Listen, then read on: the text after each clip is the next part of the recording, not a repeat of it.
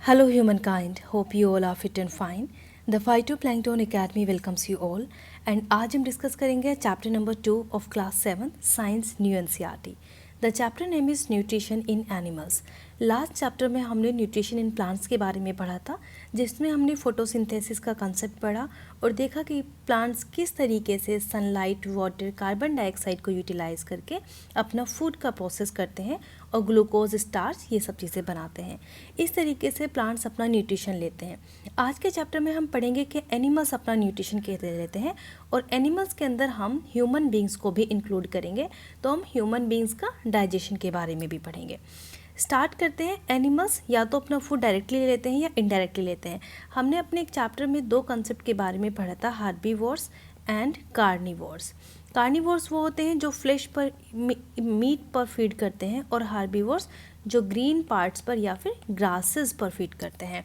तो अगर हम एनिमल्स की बात करें तो एनिमल्स आपके हार्बीवोर्स भी हो सकते हैं एंड कार्निवोर्स भी हो सकते हैं. उसके साथ साथ एक अदर कंसेप्ट होता है ओमनीवोर्स का, जिसके बेसिकली अंदर हम इन दोनों चीज़ों को इंक्लूड कर देंगे. ओमनीवोर्स वो होते हैं जो ग्रास भी खाते हैं यानी कि ग्रीन पार्ट्स भी खाते हैं, एज वेल एज वो फ्लैश भी खाते हैं यानी कि मीट भी खाते हैं. तो उन एनिमल्स को हम ओमनीवोर्स कहते हैं. अगर हम ह्यूमंस की बात करें तो ह्यूमंस आपके ओमनीवोर्स होते हैं, क्योंकि हम वेजिटेबल्स पे भी फीड करते हैं जो कि प्लांट्स का पार्ट्स है, और हम एनिमल्स का मीट भी खाते हैं जिसको हम कार्निवोर्स की टर्म्स में लेके जाएंगे. तो इस तरीके से ह्यूमंस बीइंग ओमनीवोर्स होते हैं. अगर हर्बीवोर्स की बात करें जो सिर्फ ग्रीन पार्ट्स पर फीड करते हैं, जैसे कि आपका डियर या फिर बफेलो, काउज, इस तरह के एनिमल्स आपके हर्बीवोर्स होते हैं. कार्निवोर्स जो कि फ्लेश खाते हैं, जैसे कि टाइगर, लॉयन, चीता, ये सब कार्निवोर्स होते हैं. Even jackal also. Here we will understand the definition of nutrition. Animal nutrition includes nutrients requirement, mode of intake of food and its utilisation in the body. Animals का जो nutrition होता है उसके अंदर न्यूट्रिएंट्स रिक्वायरमेंट, जो जो nutrients चाहिए होते हैं, इवन मोड ऑफ इंटैक, किस तरीके का इंटैक वो ले रहे हैं. जब हमने मोड ऑफ इंटैक पढ़ा था फूड लेने का लास्ट चैप्टर में, तो उसमें हमने देखा था डिफरेंट तरीके से जो हम फूड को इंजेस्ट करते हैं उसके अलग अलग तरीके होते हैं. जैसे कि होलोजोइक मोमेंट होता है, होलोजोइक उस मोड ऑफ इंटैक के पूरा का पूरा ऑर्गेनिज्म को. सैप्रोट्रॉफिक होता है जब उसको डेड और डी के प्लांट्स पर फीड करते हैं. उसके साथ साथ हेट्रोट्रॉफिक, ये सारे न्यूट्रिशन के मोड्स हमने पढ़ा था. न्यूट्रिएंट्स रिक्वायरमेंट में अगर हम फूड की बात करें, जब हमने लास्ट चैप्टर में फूड का डिस्कस किया था इवन क्लास 6 में, तब हमने समझा था कि फूड की रिक्वायरमेंट्स बॉडी को ज़रूरत होती है उसकी ग्रोथ के लिए, repair and functioning of the body के लिए. और अगर हम न्यूट्रिएंट्स देखें कि क्या क्या न्यूट्रिएंट्स होते हैं फूड में, तो ये भी हम डिस्कस कर चुके हैं. Carbohydrates, protein, fat, vitamins, minerals, ये सारे कंपोनेंट्स हमने फूड के अंदर पढ़े थे जिनको हम न्यूट्रिएंट्स कहते हैं. Okay. The complex food of such as carbohydrates are complex substance. जो फूड के अंदर जो कॉम्प्लेक्स पार्ट्स होता है उसको हम कार्बोहाइड्रेट्स कहते हैं. And these complex substance can be utilise as such, so they are broken down into smaller substance. मतलब जब हमने फूड खाया, फॉर एग्जाम्पल आपने कुछ भी, आप घर पे अपना, ये आपका बाउल है, ये इसके अंदर आपका फूड रखा हुआ है, ठीक है. ये जब आप खा लेते हैं इस फूड को, तो आप इस पूरे के पूरे फूड को अपनी बॉडी के अंदर एब्जॉर्ब नहीं कर सकते. तो क्या होता है, उस फूड को अलग अलग छोटे छोटे पार्ट्स में टूटना होता है. हम जानते हैं कि हमारे फूड के अंदर कार्बोहाइड्रेट्स भी होता है, प्रोटीन भी होता है, फैट भी होता है, वाइटामिन्स, मिनरल्स, ये सारी चीज़ें होती हैं. ये अभी हमने कुछ कंपोनेंट्स यहाँ पे पढ़े हैं. लेकिन ये सारे के सारे कंपोनेंट्स हमारी बॉडी डायरेक्टली यूटिलाइज नहीं कर सकती. हमें इनको कुछ छोटे छोटे स्मॉल सब्सटेंस में तोड़ना होता है. बेसिकली इसी को हम कहते हैं डाइजेशन. जब कार्बोहाइड्रेट्स की सबसे स्मॉलेस्ट यूनिट में हम तोड़ेंगे तो वो बन जाता है ग्लूकोज, जिसको आसानी से हमारी बॉडी एब्जॉर्ब कर सकती है, इवन स्टोर भी कर सकती है. लीवर में स्टोर होता है ग्लूकोज. उसके बाद होता है प्रोटीन. प्रोटीन तो हमारे फूड में अवेलेबल होता है, लेकिन हमारी बॉडी डायरेक्टली प्रोटीन को एब्जॉर्ब नहीं कर सकती. तो प्रोटीन का तोड़ तोड़ के जो सबसे छोटा पार्टिकल हम बनाते हैं, सबसे छोटा molecule, that is amino acid. ये एमिनो एसिड्स बन जाता है जो हमारी बॉडी आसानी से एब्जॉर्ब कर लेती है, इवन उसको यूटिलाइज करती है डिफरेंट फंक्शन के लिए. उसके बाद होता है फैट. फैट को तोड़ने के बाद सबसे छोटे जो इमल्सिफिकेशन फैट का होता है, उसमें छोटे छोटे फैट के मॉलिक्यूल्स होते हैं, ठीक है, टीनी टीनी पार्टिकल्स, उनको आसानी से बॉडी एब्जॉर्ब कर लेती है। तो बेसिकली यही तो प्रोसेस है डाइजेशन का, जिसमें बड़े बड़े ऑर्गेनिक मॉलिक्यूल्स को तोड़ तोड़ कर छोटे छोटे सिंपल सब्सटेंस में कन्वर्ट करना होता है। जैसे कि यहाँ पे लिखा हुआ है, the break down of complex component of food into simpler substance is called digestion। और different ways of taking food, जो डिफरेंट वेज अगर मैं आपको बताऊं अदर ऑर्गेनिजम्स में, तो यहाँ पे हम देखेंगे हमिंग बर्ड्स। देखो हमिंग बर्ड्स, ये हमिंग बर्ड्स है, ये किस तरीके से अपना फूड ले रही है, ये सक कर रही है। यहाँ पे ये नेक्टर होता है प्लांट्स के अंदर, इवन फ्लावर्स के अंदर, उस नेक्टर को ये सक करके अपना फूड लेती है। अगर हम पाइथन की बात करें तो पाइथन पूरे के पूरे ऑर्गेनिज्म को स्वेलो कर जाता है, यानी कि निगल जाता है। तो इसका मोड ऑफ इंटेक अलग है लेने का, हमिंग बर्ड्स का मोड ऑफ इंटेक अलग हुआ। अगर हम ह्यूमंस की बात करें तो हम अपने दांतों से अपने फूड को क्रश करके, बाइट करके, च्यू करके खाते हैं, तो हमारा मोड ऑफ इंटेक अलग होता है। इसी तरीके से हम इस एक्टिविटी में करेंगे 2.1 में। यहाँ पे आपको डिफरेंट एनिमल्स के नाम दिए हैं, काइंड ऑफ फूड, क्या वो फूड खाते हैं, और मोड ऑफ फीडिंग, किस तरीके से खाते हैं। स्नेल की अगर हम बात करें, आपने इस तरह का ऑर्गेनिज्म जनरली घरों में बारिश के वक्त में हम देखते हैं। ये स्नेल कैसे फूड खाता है, इसका जो ये वाला पार्ट होता है ये कैल्शियम कार्बोनेट का बना होता है, ये बहुत थिक शेल होती है। ये क्या फूड खाता है, ये खाता है एल्गी। ये मैंने यहाँ पे लिखा हुआ एल्गी खाता है। आपने देखा होगा जो घरों में बरसात के मौसम में ग्रीन ग्रीन कलर के पैचेस से हो जाते हैं, और वाटर बॉडीज़ के ऊपर भी आप देखेंगे तो उस पर ये स्नेल फीड करती है। इसका फीड करने का जो तरीका है that is scraping. Okay, ant की अगर हम बात करें, जो चींटी हमारे घरों में होती है, वो लीव्स पर भी फीड करती हैं, और एनिमल्स का जो डिकेड पार्ट्स होता है उस पर भी फीड करती हैं। उनका जो खाने का तरीका है that is biting and chewing. Eagle खाता है डेड एनिमल्स पर, उसका भी biting and chewing. Humming birds nectar पे फीड कर रही है, यहाँ पे आप देख सकते हैं। और ये किस तरीके से मोड ऑफ फीडिंग है, सकिंग, सक करके अपना नेक्टर फ्लावर से निकाल रही है। लाइस, जो जुएँ हमारे सिरों में होती हैं और अलग अलग जगह पे आप इनको पाएंगे, ये ब्लड इनका फूड है और ये सक करती हैं ब्लड को। मॉस्किटोज भी ब्लड कर लेते हैं सक करके। बटरफ्लाई नेक्टर एंड साइफोनिंग, बटरफ्लाई का नेक्टर लेने का तरीका साइफोनिंग है, जबकि आपका हमिंग बर्ड्स का सकिंग है। हाउस फ्लाई फीड करती है फ्लिट पर, रिफ्यूजेस पर, ये भी सक। तो ये अलग अलग तरीके के, यहाँ पे जो स्वेलोइंग लिखा हुआ है that is the mode of feeding of Python. Okay, next amazing facts. यहाँ पे हमें स्टारफिश के बारे में पढ़ना है, इसका मोड ऑफ इंटेक किस तरीके का होता है। ये आपने स्टारफिश देखी, ठीक है, इसकी जो ऊपर की शेल होती है ये कैल्शियम कार्बोनेट की बनी होती है। इसके अंदर यहाँ पे एक होल होता है और यहाँ से ये अपना स्टमक बाहर की तरफ निकालती है। इस स्टमक से जो भी एनिमल्स को इसको फीड करना होता है उस पर ये फीड करती है, और यहीं पर बाहर ही इसका डाइजेशन शुरू हो जाता है। उसके बाद ये अपना स्टमक अंदर की तरफ कर लेती है। तो इस तरीके से स्टारफिश एनिमल्स पर फीड करती है। अब हम ह्यूमंस के डाइजेशन की बात करेंगे। देखिए, ह्यूमन का डाइजेशन पढ़ने के लिए हमें थोड़ा सा कॉम्प्लेक्सिटी में जाना होगा। हमारा जो फूड यहाँ से मुंह की तरफ से जाता है, इस प्रोसेस को हम कहते हैं इंजेशन। कि हमने खाना ले लिया, बाहर से खाना उठाया अपने बाउल से, अपनी प्लेट से, उसको मुंह तक पहुँचाने को हम इंजेशन कहते हैं। जैसे ही ये खाना मुँह के अंदर रखा जाता है, यहाँ पर हमारे डाइजेशन का प्रोसेस शुरू हो जाता है।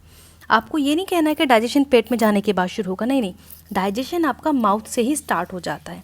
उसके बाद ये हमारी एलिमेंट्री कैनाल, ईज़ोफेगस में हमारा फूड जाता है, देन स्टमक में, उसके बाद स्मॉल इंटेस्टाइन में, यहाँ पर small intestine, then large intestine में, उसके बाद रेक्टम एंड एनस के साथ पास आउट हो जाता है। तो ये पूरी की पूरी जो कैनाल है आपकी एलिमेंट्री कैनाल, इसको हम डाइजेस्टिव ट्रैक्ट भी कहते हैं। इसका हम पूरा फंक्शन यहाँ पर पढ़ेंगे। देखें, ये होती है आपकी डाइजेस्टिव ट्रैक्ट। इस डाइजेस्टिव ट्रैक्ट में हमें दो चीज़ें पढ़नी है। यहाँ पे आपकी एलिमेंट्री कैनाल होती है, मतलब इसी को हम एलिमेंट्री कैनाल कहते हैं। तो यहाँ पर आपका एक पार्ट्स में इसके आता है, जो एलिमेंट्री कैनाल के अंदर पार्ट है, जैसे कि बकल कैविटी, उसके बाद आपका आते हैं ईज़ोफेगस, उसके बाद stomach, then small intestine and then large intestine, then rectum and anus. ये एक पार्ट हो गया। इसके साथ कुछ एसोसिएटेड ग्लैंड्स होती हैं, जैसे कि स्लाइवरी ग्लैंड्स। बेसिकली ये ग्लैंड्स हमारी कैनाल के अंदर होती हैं, लेकिन हमें कुछ जूसेस प्रोवाइड कर रही होती है हमारे फूड को डाइजेस्ट करने के लिए।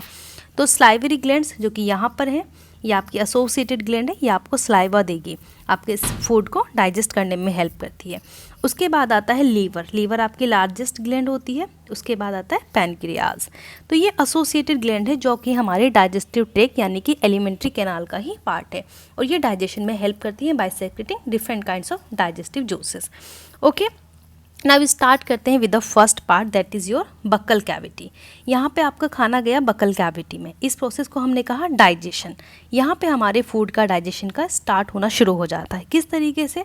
जो स्लाइवरी ग्लैंड्स हैं ये स्लाइवा प्रोड्यूस करेंगी। उस स्लाइवे को हम कहते हैं एमाइलेज या फिर उसको टॉयलिन भी कहते हैं। ओके, ये दो नाम उसके हैं, टॉयलिन एंजाइम।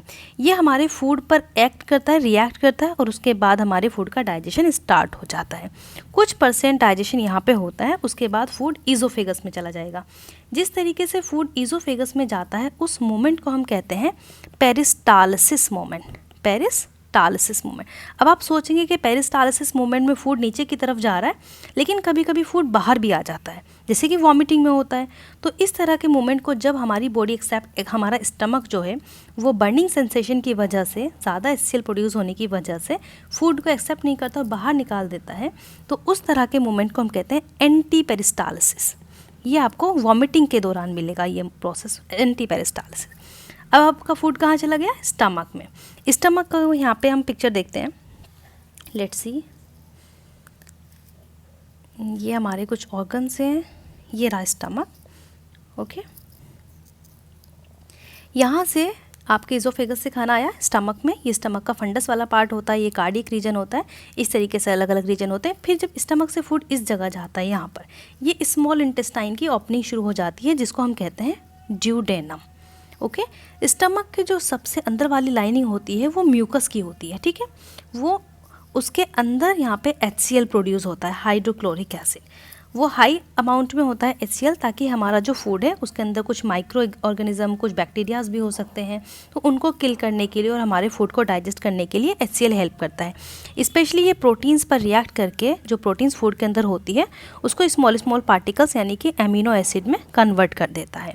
ये आपको समझना है। लेकिन ये जो म्यूकस लेयर है ये हमें किस तरीके से हेल्प कर रही है? HCl का pH काफ़ी हाई होता है स्टमक के अंदर, दैट इज़ अराउंड 4.5 to 5.5। ये हाई pH होने की वजह से हमारी जो स्टमक की लाइनिंग है उसको नुकसान पहुंच सकता है। इसलिए कुदरत ने ये निज़ाम बनाया है कि यहाँ पर आपकी जो ये लेयर है, म्यूकस लेयर, ये आपको प्रोटेक्ट करेगी HCl की हाई कंसनट्रेशन से, और HCl आपके फूड को डाइजेस्ट करने में हेल्प करेगा। ओके, अब यहाँ से स्टमक से फूड जाता है स्मॉल इंटेस्टाइन में, जिसका फर्स्ट पार्ट हमने पढ़ा ड्यूडेनम। ये स्मॉल इंटेस्टाइन आपकी बहुत लंबी होती है, ये हाईली कॉइल्ड होती है। ये आपको याद रखना है, हाईली कॉइल्ड। इसकी लेंथ होती है 7.5 मीटर। अब आप अगर नाप के देखें 7.5 मीटर बहुत लंबा होगा, लेकिन उसको बहुत कॉइल करके बहुत छोटा कर देते हैं, और ये हमारे स्टमक के छोटे से पार्ट में एडजस्ट हो जाती है। उसके बाद ये खुलती है लार्ज इंटेस्टाइन में। अब लार्ज इंटेस्टाइन ज़्यादा बड़ी नहीं होती, उसको लार्ज इसलिए कहते हैं क्योंकि उसका जो डायमीटर होता है वो बड़ा होता है as compare to small intestine. Small intestine का होल इतना छोटा होगा अगर हम थोड़ा सा इमेजिन करें, और लार्ज इंटेस्टाइन का थोड़ा सा बड़ा होगा, इसलिए हम इसको लार्ज कहते हैं। ठीक है, साइज़ में ये छोटी होती है, ये 1.5 मीटर के अराउंड होती है लार्ज इंटेस्टाइन। उसका जो लास्ट पार्ट है ये आपका रेक्टम आ जाएगा, एंड देन एनस। इस तरीके से हमारा जो डाइजेस्टिव ट्रैक है ये कंप्लीट होता है।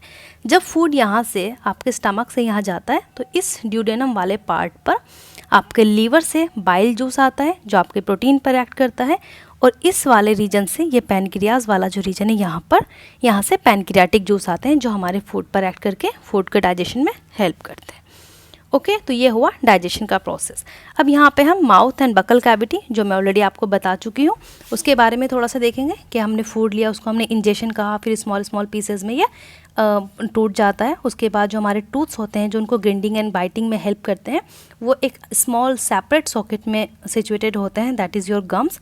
और हमारे टूथ वेरी करते हैं अपीयरेंस में एंड परफॉर्म में भी, क्योंकि जो अलग अलग टाइप के टूथ्स होते हैं वो अलग अलग तरीके का प्रोसेस करते हैं। यहाँ पे हम देखेंगे अपने इन टीथ्स को। अगर आप अपना इस तरीके का नीचे वाला जबड़े में जाके, सबसे पहले आपको एक्टिविटी 2.2 में क्या करना है, आपको अपने हैंड्स को वॉश करना है अच्छे से, फिर अच्छे से फील करके देखना है कि आपके टीथ्स में कौन कौन सा टीथ्स की शेप किस तरीके की है और आप कौन से टीथ को किस पर्पज़ के लिए यूज़ कर रहे हैं। इसको समझने के लिए आप एक एप्पल भी ले सकते हैं, जैसे इस बच्चे ने लिया हुआ है। इस एप्पल को जब आप रखेंगे तो आप देखना कि आप कहाँ से अपने दांतों को यूज़ कर रहे हैं फॉर द कटिंग पर्पस। इससे आप समझ सकते हैं कि कौन से वाले दांत आपको कटिंग में हेल्प करते हैं। मैं आपको इस पिक्चर की हेल्प से बताती हूँ, जो कि आपकी एनसीईआरटी बुक में दिया हुआ है, फिगर 2.3। यहाँ पे जो लास्ट वाले जो टीथ्स होते हैं इनको हम बोलते हैं मॉलर्स। ये आपके ग्रिंडिंग में हेल्प करते हैं, चबाने में। जैसे आप कुछ खा रहे हैं और उसके बाद काफ़ी देर तक आप उसको चबाते रहते हैं, उस पर्पस के लिए आप मॉलर्स का यूज़ करते हैं। मॉलर्स आपके 3 इस साइड में होंगे एंड 3 इस साइड में। इस तरीके से जो आपका हाफ मतलब नीचे वाला जबड़ा होता है, नीचे वाला जो, उसमें 6 होते हैं। और अगर हम ऊपर और नीचे दोनों की बात करें तो टोटल आपके 12 हो जाएंगे। उसी तरीके से अगर हम प्री मॉलर्स, ये वाला जो 2 दांत होते हैं प्री मॉलर्स, जो कि आपके ग्रिंडिंग यानी कि चबाने में एंड च्यूइंग, इन दोनों में हेल्प करते हैं। तो ये 2 इस साइड में, 2 इस साइड में, यानी कि 4 आपके नीचे वाले जबड़े में और 4 ऊपर वाले में, तो 8 हो जाएंगे।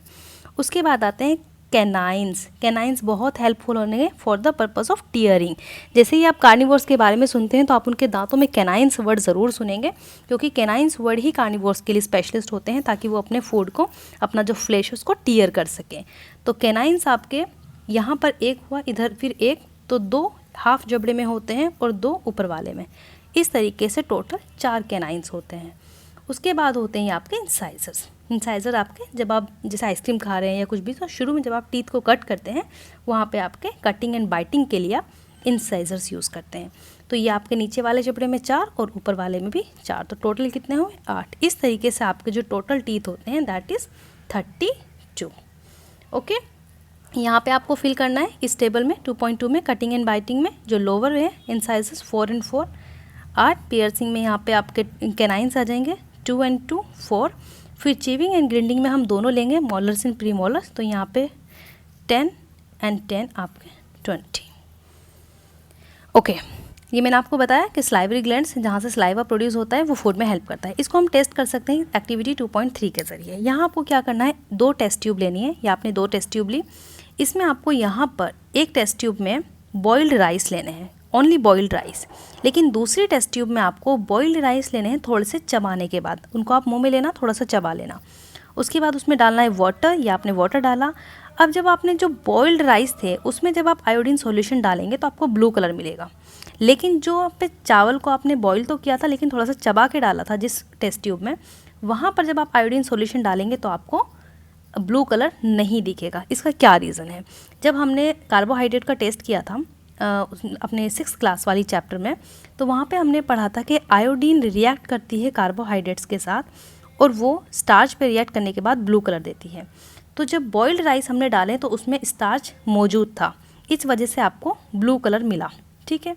लेकिन जब हमने चावल को चबा लिया तो जो हमारे अंदर सलाइवा के अंदर जो एंजाइम था एमाइलेज, उसने रिएक्ट किया और हमारे स्टार्च को कन्वर्ट कर दिया। तो इस वजह से वहाँ पे स्टार्च की मौजूदगी ख़त्म हो जाती है और यहाँ पे आपको ब्लू कलर नहीं मिलता है। तो इस एक्टिविटी को आप अपने घर पे भी करके देख सकते हैं और अपने टीचर्स की हेल्प से अपने क्लास में लैबोरेटरी में भी करके देख सकते हैं। इससे आपको पता चलेगा कि स्टार्च अवेलेबल है फूड में या नहीं। अच्छा, चलिए समझते हैं हम अपने टंग का कॉन्सेप्ट। टंग एक फ्लैशी मस्कुलर ऑर्गन होता है जो कि हमारे बैक फ्लोर से यहाँ पे अटैच होता है। ये आप टंग को यहाँ पे देखेंगे बकल कैविटी में, एंड ये फ्री फ्रंट होता है that can be moved in all direction, सभी डायरेक्शन में आप अपनी जीभ को घुमा सकते हैं। अब टंग का पर्पस क्या होता है? टॉकिंग में हेल्प करते हैं हम, टेस्टिंग में, ठीक है, इन सारे पर्पस के लिए हम टंग को यूज़ करते हैं। यहाँ पे आपको कुछ टेस्ट बर्ड्स मिलेंगे। ये वाला जो रीजन होता है यहाँ पे हम स्वीट टेस्ट करते हैं क्योंकि यहाँ पे स्वीट टेस्ट बर्ड्स होती हैं।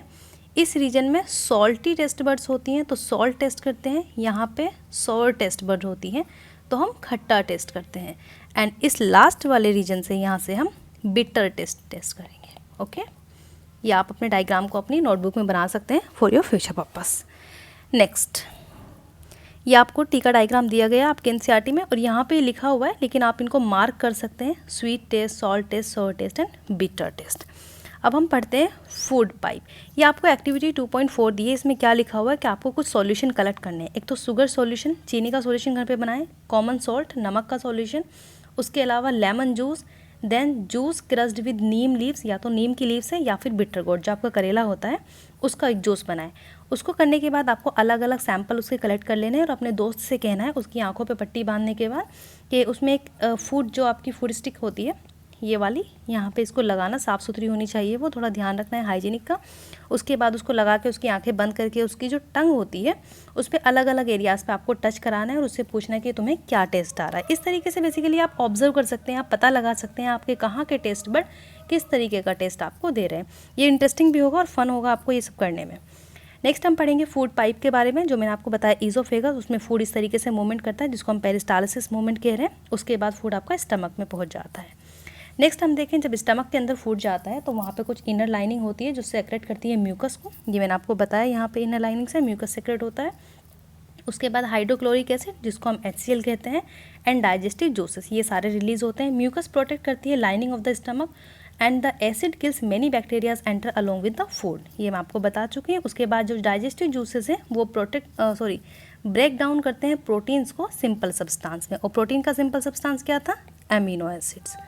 ओके इसके बाद फूड आता है हमारे स्मॉल इंटेस्टाइन में। यहाँ से स्मॉल इंटेस्टाइन शुरू हो जाती है स्टमक के इस पार्ट से, जिसका फर्स्ट पार्ट होता है ड्यूडेनम। स्मॉल इंटेस्टाइन कितनी थी? 7.5 मीटर। यहाँ पे ये जो बाइल है, लीवर है आपका, यहाँ से बाइल जूस सेक्रेट होते हैं। बाइल जूस आपका डायरेक्टली ड्यूडेनम में जाता है, लेकिन हमारा लीवर बहुत सारा बाइल प्रोड्यूस करता है। प्रोड्यूस कौन करता है? लीवर। और जब ये ज़्यादा अमाउंट में हो जाता है तो इसको हम स्टोर कर देते हैं गॉल ब्लैडर में, जो कि लीवर के बिल्कुल नीचे होता है, ग्रीन कलर का। ये आपको पिक्चर में दिख रहा है। तो आपको क्या याद रखना है कि लीवर हमारा रेडिश ब्राउन कलर की जो अपर पार्ट में ग्लैंड्स होती है, जिसको लार्जेस्ट ग्लैंड भी कहते हैं, वो एक्चुअली में बाइल का प्रोडक्शन करते हैं। और ये बाइल हमारे प्रोटीन पर रिएक्ट करके प्रोटीन को स्मॉल पार्टिकल्स में, फैट को स्मॉल पार्टिकल्स में तोड़ता है। लेकिन जब बाइल बहुत ज़्यादा इकट्ठा हो जाता है तो हम उसको गॉल ब्लैडर में स्टोर करते हैं। तो गॉल ब्लैडर का पर्पस सिर्फ स्टोरिंग का होता है, वो सेक्रेट नहीं करता। इसीलिए कुछ पेशेंट्स में जिनमें गॉल ब्लैडर में स्टोन हो जाती है और हम उनको रिमूव कर देते हैं गॉल ब्लैडर को, तो उनके ऊपर उनकी बॉडी में बाइल के प्रोसेस पे ज़्यादा इफेक्ट नहीं पड़ता, क्योंकि बाइल का फॉर्मेशन लीवर में होता है, ना कि आपके गॉल ब्लैडर में। ये सिर्फ एक स्टोरिंग टिश्यू की तरह काम करता है। उसके बाद हम पढ़ेंगे पैनक्रियाज के बारे में। ये यहाँ पे आप पैनक्रियाज देखेंगे, इस तरह का स्ट्रक्चर है, लीफ जैसा स्ट्रक्चर।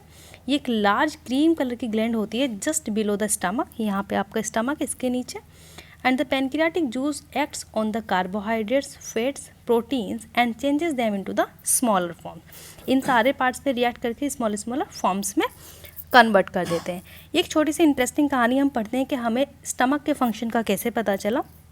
तो 1822 में एक एक्सीडेंट हुआ था एक पर्सन का, जिनका नाम था एलेक्सिस सेंट मार्टिन।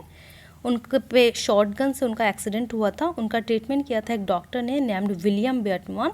उन्होंने क्या देखा था, जब वो उनका पूरी ड्रेसिंग वगैरह कर दी तो वहाँ पे वो जो उनका ये वाला होल था उस पर पूरे से ड्रेसिंग करना भूल गए। ओके, वो बैंडेज पूरे से अच्छे से नहीं लगा पाए।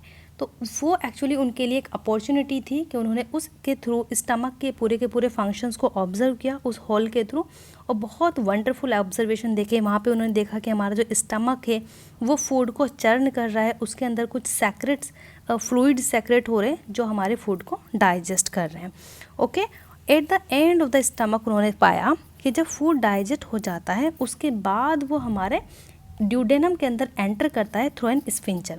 जब यहाँ पे प्रोसेस पूरा हो रहा है फूड के अंदर, उसके बाद वो ड्यूडेनम में एंटर करता है एक स्फिंक्टर के थ्रू, मतलब वरना यहाँ पे ऐसे पूरा बंद रहता है। तो इस तरीके का फंक्शन उन्होंने इस स्टमक के अंदर देखा। आगे हम चलते हैं absorption in the small intestine. ये आपको पढ़ना है इसलिए क्योंकि हमने अभी तक पढ़ा था कि हम फूड खा रहे हैं डिफरेंट पर्पस के लिए। अब फूड के अंदर हमारे carbohydrates, proteins, fat, vitamins, minerals, ये सारी चीज़ें होती हैं। लेकिन इन सारी चीज़ों को हम फूड के ज़रिए लेते कैसे हैं? जब हमारा डाइजेशन हो जाता है स्टमक के अंदर तो स्मॉल इंटेस्टाइन के अंदर उसका एब्जॉर्प्शन होता है, और वो एब्जॉर्प्शन होने के बाद ये सारे का सारा ब्लड स्ट्रीम में चला जाता है हमारी विलाइज के थ्रू। ओके, ये स्मॉल इंटेस्टाइन है यहाँ पर, ठीक है। ये मैंने आपको समझाने के लिए बड़ी सी पिक्चर दी है। इसके अंदर छोटी छोटी सी स्मॉल विलाइज होती हैं। ओके, ये रही यहाँ पे विलेज। ये हमारे फूड को, ये सारे मिनरल्स को ब्लड स्ट्रीम में पहुँचाएंगे, और ब्लड के थ्रू ये हमारी बॉडी के जिस जिस ऑर्गन को जिस जिस चीज़ की रिक्वायरमेंट्स होगी उसको पूरा कर देंगे। फॉर एग्जाम्पल, अगर हमारे लीवर्स को फैट की ज़रूरत है तो उस टाइम पे ये विलाइज के थ्रू फैट पहुँच जाएगा ब्लड स्ट्रीम के थ्रू। हो सकता है हमारे जो ब्रेन होता है उसके अंदर न्यूरॉन्स होते हैं, न्यूरॉन्स को मिनरल्स की ज़रूरत हो, वाइटामिन की ज़रूरत हो, तो ब्लड स्ट्रीम के थ्रू ये सारे मॉलिक्यूल्स, सारे मिनरल्स हमारे ब्रेन तक पहुंच जाएंगे। तो हमारे बॉडी के डिफरेंट ऑर्गन्स को जिस चीज़ डिफरेंट मिनरल्स की रिक्वायरमेंट होती है वो ब्लड स्ट्रीम के थ्रू पहुंचते हैं। ओके, इस प्रोसेस को हम कहते हैं असिमिलेशन। नेक्स्ट आते हैं लार्ज इंटेस्टाइन पे। लार्ज इंटेस्टाइन का काम क्या होता है, ये छोटी शॉर्टर होती है लेकिन वाइडर होती है, ये मैंने आपको इसका साइज़ भी बताया। उसके बाद जो रिमेनिंग वेस्ट होता है वो रेक्टम में रिमेन्स रहता है as a semi solid faeces, and this faeces matter is remove through the anus from the time to time, and this is called egestion. Okay, अब हम पढ़ते हैं digestion in the grass eating animals. ये तो digestion हमने animals के अंदर पढ़ा। ग्रास ईटिंग एनिमल्स में किस तरीके से डाइजेशन होता है, उनके अंदर ये जो ईजोफेगस है उसके बाद एक बड़ा सा र्यूमन होता है। ये क्या करते हैं ग्रास ईटिंग एनिमल्स, ये खाना पूरा का पूरा एक साथ खा लेते हैं, उनका डाइजेशन नहीं होता, उसके बाद वो थोड़ा थोड़ा सा मुंह में ले लेके, देखा होगा आपने कि वो चबाते रहते हैं, उस प्रोसेस को हम कहते हैं कटिंग। तो इस तरह के एनिमल जो एक साथ फूड को ले लेते हैं और बाद में उसको डाइजेस्ट करना शुरू करते हैं थोड़ा थोड़ा करके, इसको हम कहते हैं र्यूमिनेशन, और ऐसे एनिमल्स को हम कहते हैं र्यूमिनेंट्स। एक्चुअली क्या होता है, हमारी जो ग्रासेस होती हैं वो रिच होती हैं इन द सेलुलोज। सेलुलोज भी एक कार्बोहाइड्रेट्स की ही फॉर्म होती है। तो र्यूमिनेंट्स के अंदर लाइक द कैटल्स, डियर्स, इनके अंदर एक बैक्टीरिया प्रेजेंट होता है इनके र्यूमन में, जो इनके सेलुलोज को डाइजेस्ट करने में हेल्प करता है। तो बहुत सारे एनिमल्स इंक्लूडिंग ह्यूमंस भी उनको डाइजेस्ट नहीं कर सकते, बट ये ग्रास ईटिंग एनिमल्स इनको डाइजेस्ट कर सकते हैं। तो इनका थोड़ा सा डाइजेशन प्रोसेस अलग होता है। यहाँ पे ये आप पिक्चर देख सकते हैं हॉर्स की, रैबिट की, जो आपकी नोटबुक में लिखी हुई है। यहाँ पे इनकी ईजोफेगस शुरू हो गई माउथ के बाद, फिर इनका जो स्टमक है उसके बाद एक बड़ा सा यहाँ पे सीकम होता है। तो ये इनका डाइजेस्टिव कैनाल थोड़ी सी डिफरेंट होती है एनिमल से। सेम प्रोसीजर आप रैबिट के अंदर देखेंगे, oesophagus, then stomach, pancreas, small intestine, फिर ये बड़ा सा सीकम होता है। हमारे केस में ये छोटा होता है। ठीक है, अगर हम फीडिंग प्रोसेस देखें, जो बहुत माइक्रो ऑर्गेनिज्म होते हैं जो हमारी नेकेड आइज से नहीं दिखते हैं, उनको हम माइक्रोस्कोप में देखते हैं, एग्जाम्पल के तौर पे अमीबा। तो उसका प्रोसेस कुछ इस तरह का होता है कि ये फूड है बाहर, उसके बाद एक छोटी सी स्यूडोपोडिया निकालेंगे, उसको अंदर एंटर कर लेंगे through the process of digestion, then absorb करने के बॉडी को जहाँ पे पहुँचाना होगा, देन असिमिलेशन एंड इजेशन। जो वेस्ट मटेरियल होगा उसको एक्सक्रीट कर देंगे through the process of egestion. तो डिफरेंट ऑर्गेनिजम्स में हमने डिफरेंट प्रोसीजर पढ़ा डाइजेशन का। Okay, now amoeba feeds on the small microscopic organism, ये हमने पढ़ा। इट सेंसेस फूड, फूड को ये सेंस करके एक्वायर करते हैं through the trap for the food vacuoles. Okay, तो हम ये सब कुछ पढ़ चुके हैं। Now digestive juice are secreted into the food vacuoles and gradually digestive food is absorb, at the last ये एब्सॉर्ब हो जाता है। So it was all about this chapter nutrition in animals. इसमें हमने कुछ कीवर्ड्स देखे हैं, जैसे कि एब्जॉर्प्शन, जब हम फूड को एब्जॉर्ब करते हैं थ्रू द स्मॉल इंटेस्टाइन। उसके बाद एमिनो एसिड, ये स्मॉलेस्ट यूनिट होती है प्रोटीन की। देन अमीबा, ये स्मॉलेस्ट माइक्रोस्कोपिक ऑर्गेनिज्म होते हैं जिनका कोई शेप नहीं होता, लेकिन ये फूड को सीडोपोडिया के थ्रू एंटर करते हैं। असिमिलेशन, जब हमारी बॉडी को डिफरेंट मिनरल्स की अलग अलग जगह पे ज़रूरत होती है, उसको हम असिमिलेशन कहते हैं। बाइल, जो कि लीवर में सेक्रेट होता है और ये हमारे फेट पर रिएक्ट करके उसको इमल्सिफिकेशन के थ्रू स्मॉल स्मॉल पार्टिकल्स में तोड़ देता है। बकल कैविटी, जहाँ से फूड स्टार्ट होता है, हम खाना स्टार्ट करते हैं, that is buccal cavity. Canines, ये वो टीथ होते हैं जो कि हमारे नीचे वाले जबड़े में 2, ऊपर वाले जबड़े में 2, यानी कि टोटल 4 होते हैं, और ये हमारे टीयरिंग में हेल्प करते हैं, स्पेशली कार्निवोर्स में ये बहुत ज़्यादा स्पेशलिस्ट होते हैं उनको फूड को फ्लश को टीयर करने में। सेलुलोज हमने ग्रास ईटिंग एनिमल्स में पढ़ा। सेलुलोज को हम डाइजेस्ट नहीं कर सकते humans. Grass eating animals like kettles, dears, ये इन पर फीड करते हैं, और इन तरह के एनिमल्स को हम र्यूमिनेंट्स कहते हैं। डाइजेशन हमने पढ़ा, इजेशन पास आउट करने को, फैटी एसिड, फूड वैक्यूल्स के बारे में हमने अमीबा के केस में पढ़ा। गॉल ब्लैडर, जो कि बाइल को स्टोर करता है। ग्लिसरॉल, जब स्टार्च पर रिएक्शन होती है उसका जो सेकंड प्रोडक्ट बनता है, दैट इज़ ग्लिसरॉल। इंसिजर्स, ये हमारे टीथ होते हैं, स्टार्टिंग वाले टीथ। देन इंजेशन, जब हम मोड ऑफ फूड को इंटैक्ट करने को इंजेशन कहते हैं, किस तरीके से हम बाहर से फूड को अपने मुंह तक लेके जा रहे हैं, that is ingestion. Then liver, ये लार्जेस्ट ग्लैंड होती है। देन मिल्क टीथ, जो हमारे बचपन के टीथ होते हैं जो कि टूट जाते हैं, 20 नंबर्स में होते हैं। उसके बाद परमानेंट टीथ आते हैं। मॉलर्स, ये सबसे लास्ट वाले टीथ होते हैं जो आपकी ग्रिंडिंग में हेल्प करते हैं। देन परमानेंट टीथ, इजोफेगस, जो कि एक ट्यूब होती है जहाँ से हमारे फूड का प्रोसेस, मतलब फूड जाता है मुंह से स्टमक तक, और इसमें जो मूवमेंट होता है that is peristalsis. Then pancreas, ये ग्लैंड होती है जो कहाँ पर होती है, स्टमक के नीचे होती है। इससे पैनक्रियाटिक जूस आता है जो हमारे कार्बोहाइड्रेट्स, फैट्स एंड प्रोटीन्स पर एक्ट करके उसको स्मॉल स्मॉल पार्टिकल्स में तोड़ देता है। देन प्री मोलर्स, मोलर्स के बाद जो टीथ होते हैं उनको प्री मोलर्स। स्यूडोपोडिया, इसको हमने अमीबा वाले केस में पढ़ा। र्यूमन animals, ruminants, rumination, salivary glands, villi and saliva.